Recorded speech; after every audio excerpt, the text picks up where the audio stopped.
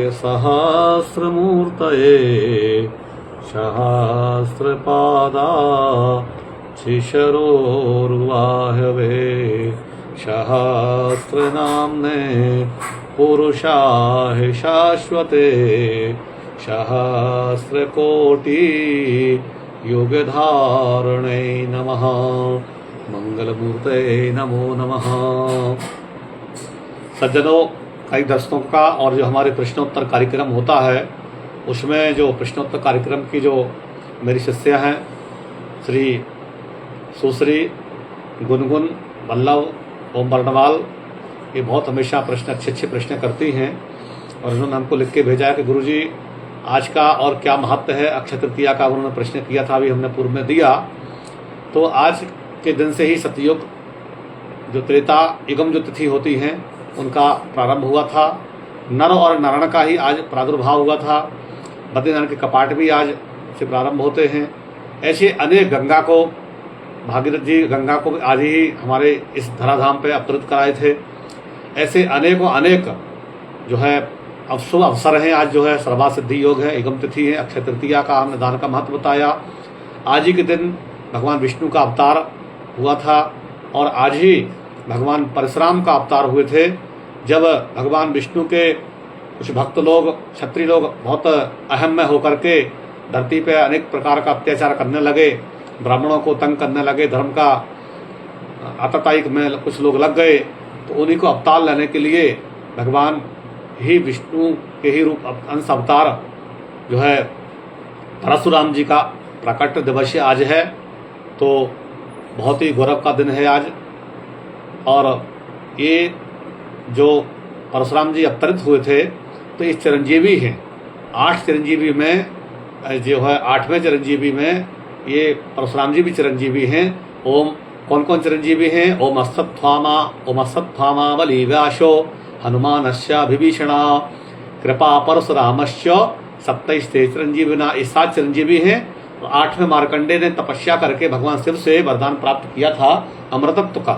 तो 7 तो ऐसे हो गए, एक मार्कंडे ऋषि हुए, तो ये 8 मिला के टोटल सप्तैते चिरंजीवी बनाए। 7 चिरंजीवी हैं। उसमें एक परशुराम जी भी, जब इनके पिता जमदग्नि थे और इनकी माता रेणुका जी एक सरोवर में जा रही थी नहाने के लिए, तो वहाँ कुछ ऐसा एक राजा था आतताई, जिसने भेष बनाकर के उनको कुछ छेड़ने का प्रयास किया। इनके पति को पता लगा तो क्रुद्ध हुए और उन्होंने कहा, अपने उनके 4 पुत्र थे, कि कौन अपनी माता का गर्दन लेके आ सकता है।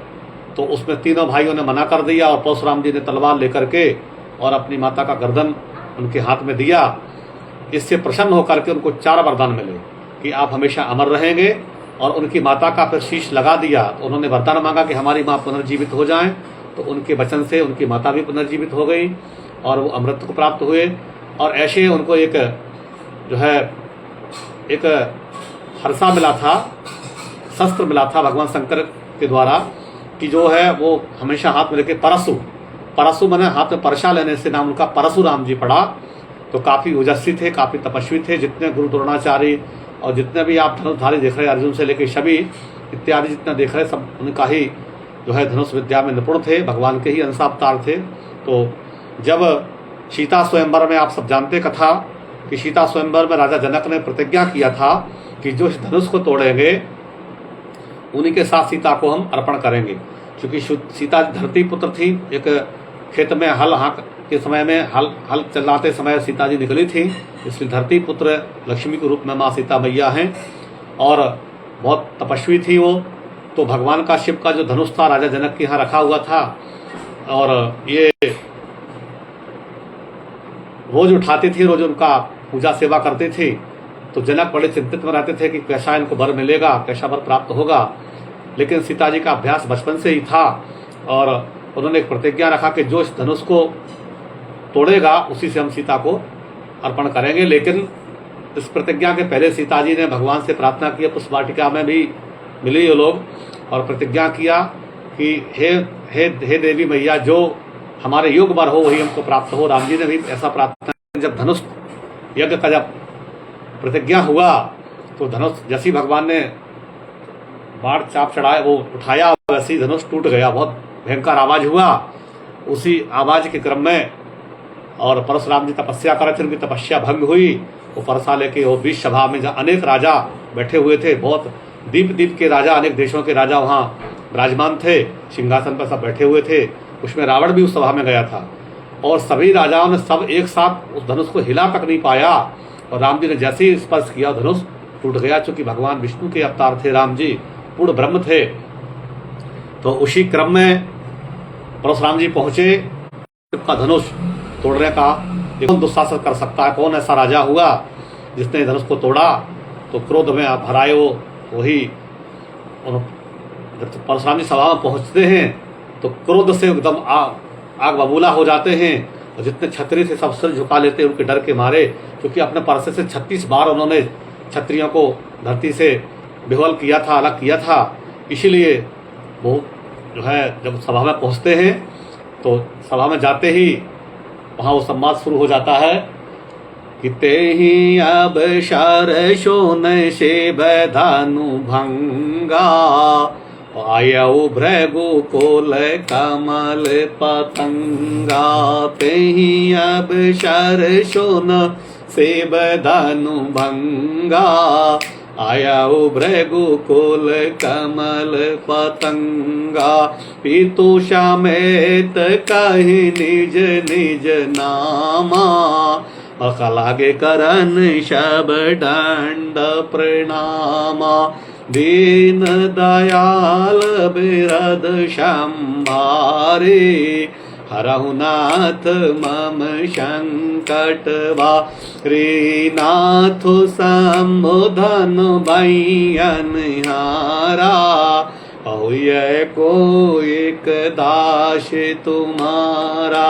नाथ संबोधन भैयन हारा, ये कोई एक दास तुम्हारा। उस सभा में सैकड़ों राजा बैठे हुए थे। जैसे पहुंचते हैं भगवान परशुराम जी तो देख के सब लोग जो है उनको खड़े होकर साष्टांग दंडवत प्रणाम करते हैं और अपने पिताजी के साथ नाम लेके कि हम फलाने देश के राजा, ढिकाने देश के राजा हैं। उसी में क्रोध से परसा दिखाते हुए कि सबको हम काट देंगे, सबको मार देंगे।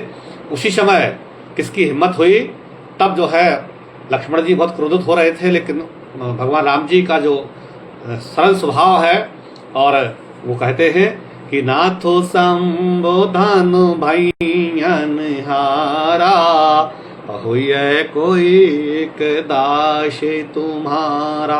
हे मुनिवर, हे ब्राह्मण देव, आप क्रोधित मत होइए।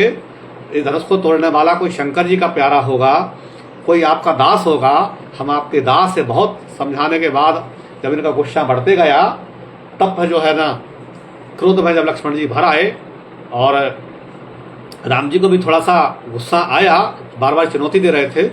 तो जब जैसे परशुराम जी ने उनको सीना को देखा, तो जब चरण देखा, भगवान विष्णु का चिन्ह देखा, तब फिर वो प्रणाम किए परशुराम जी और फिर वो पर्वत पर जाकर तपस्या करने लगे। पितरों का उनका भविष्यवाणी हुई कि नहीं, भगवान त्रिपूर्ण ब्रह्म है। क्योंकि परशुराम जी नहीं समझ रहे थे कि राम जी हैं, तो वो तो क्षत्रिय ही समझ रहे थे राम जी को और लक्ष्मण जी को। तो जब बार बार इन लोगों ने जब विचार होगा तो भगवान श्री राम बहुत सरल स्वभाव के हैं। वो तो 3 दिन समुद्र के साथ भी खड़े रहे। विनय न मानत जड़द जल, गए 3 दिन बीत। बोले राम सकोप तब, भय बिन होए न प्रीत। 3 दिन प्रार्थना के बाद जब नहीं माना, तब भगवान चाप धनुष मार चढ़ाए। तो समुद्र बन के, समुद्र ब्राह्मण बन के समुद्र थाली आरती लेके आ गया था। ऐसे परशुराम जी बहुत गुस्सा में थे, लेकिन बोले आप ब्राह्मण के रूप में हैं, आप मुनिवर संत हैं, हम आपका अपमान नहीं चाहते, हम क्षत्रिय हैं। लेकिन जब वो बार बार नहीं माने, ललकार रहे थे युद्ध के लिए, तब फिर वो जो है राम जी जब अपना दिखाए, उनका सीना देखे तो बोले अपना सीना दिखाओ हमको। जैसे वो देखे, तब फिर वो अपना हथियार डाल के प्रणाम करते हुए कि भगवान विष्णु ही हैं। तो फिर जाकर उनको विश्वास हुआ। तो आज परशुराम जी का जन्मोत्सव है, सब धूमधाम से मनाएं। आप सभी को अक्षय तृतीया और भगवान परशुराम जी के पावन अनंत कोटि जन्मोत्सव की आपको सबको कोटि कोटि धन्यवाद, साधुवाद, शुभकामनाएं। हमेशा आप लोग अच्छा रहें, भगवान आपकी मनोकामना पूर्ण करे। आज के प्रश्नोत्तर कार्यक्रम के लिए बेटी गुनगुन मतलब वो मरण वालों को हम पुनः साधुवाद देते हैं, जैसे आशीर्वाद देते हैं। हमेशा अच्छा प्रश्न करती हैं। आज तकनीक के कारण से जैसे लाइव नहीं आ सकी हो, लेकिन जुड़ी हुई हैं, तो आपको हमेशा आशीर्वाद, सुखी रहिए, कल्याण हो, मंगल हो, सबका मंगल हो।